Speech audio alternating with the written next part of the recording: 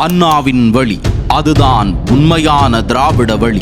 சமூக நீதி, சமத்துவம், சுயமரியாதை என்கிற 3 உன்னத தத்துவங்களை உள்வாங்கிய ஒரு கொள்கையே அண்ணாவழி திராவிடம். அப்பெருங்கொள்கையினை தாரக மந்திரமாக தமிழ்நாட்டின் இறையாண்மையாக கொண்ட பேரறிஞர் அண்ணாவின் உண்மையான வாரிசு அஇஅதிமுக.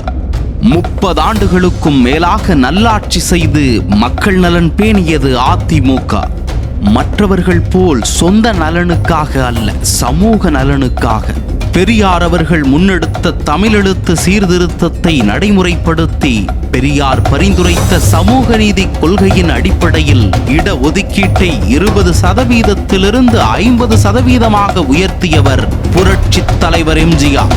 தனது மாட்சிமை மிக்க தலைவரான பெரியாரின்பால் அன்பு கொண்டிருந்த பேரறிஞர் அண்ணா எப்படி தலைவர் இருக்கையை அவருக்காகவே கடைசி வரையிலும் ஒதுக்கி வைத்திருந்தாரோ, அதுபோலவே புரட்சி தலைவரும் தலைவர் இருக்கையை தான் நிரப்பிக் கொள்ளாமல் பொதுச் செயலாளர் பதவியை ஏற்றுக்கொண்டார்.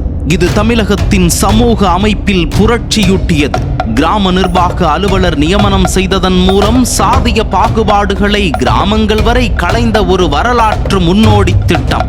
69% இடஒதுக்கீடு, 7.5% அரசு பள்ளி மாணவர்களுக்கான மருத்துவ படிப்பிற்கான உள்ஒதுக்கீடு, இவையெல்லாம் அண்ணாவழி திராவிட தத்துவ சிந்தனையின் செயல் வடிவம். ஆனால் இன்று திராவிடம் என்கிற உயரிய கருத்தியலை தங்கள் சொந்த குடும்ப நலனை பாதுகாக்கும் கவசமாக மாற்றிவிட்டது திமுக. அதிமுக செய்த சமூக புரட்சிகளை பற்றிய ஆய்வுகள், திமுக தோல்விகளை வெளிச்சம் போடும் கட்டுரைகள் உங்களின் பார்வைக்காக. அண்ணாவின் வழியில் நடக்கும் திராவிடத்தை உயிர் மூச்சு என்று சுவாசிக்கும் மக்கள் இன்னும் இருக்கிறார்கள். அவர்களுக்கான இயக்கம்தான் அனைத்திந்திய அண்ணா திராவிட முன்னேற்றக் கழகம். இந்த கழகம்தான் உண்மையான திராவிடத்தின் மாசற்ற வாரிசு. உண்மையை படியுங்கள், திராவிடத்தின் உண்மை பாதையை உணருங்கள்.